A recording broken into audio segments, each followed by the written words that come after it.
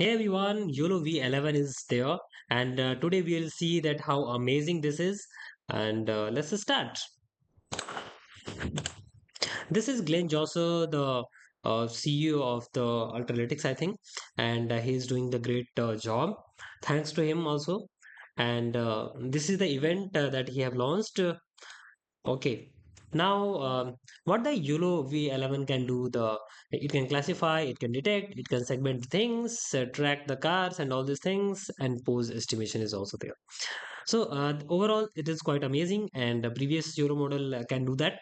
Of course, we'll see that how, on which grounds it is better than the previous models. Okay, and you can see all this information there. Next, we'll see that this is the actual thing. Okay, so YOLO 11 is like it has the faster inference, and on the Coco dataset, it is better. It is better consistency, you can say. Next, as this is the performance matrix, you can just see that how fast it is, and then you can just use this code to do the coding, but just by seeing you can't have the feel of that code. So let's do some real coding, guys. Yes, so let's do that.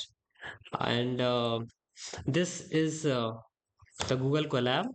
You can just download it. Link will be in the description. Not to worry. And we are just going to run the code. From PEP, we will be downloading the Ultralytics package, and from Ultralytics, we'll be importing the YOLO version. Okay. So I'm just clearing this, and we'll be just running.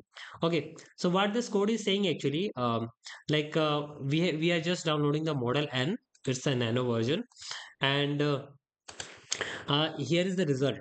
So it is inferencing on the model, and then we are getting the predictions, and we are also showing it. Okay, so you can see like this is the bus image and the person image, and you can see the bus is there, person is there. So this is the overall thing. I hope you like this thing, and this was very quick video about the YOLO 11.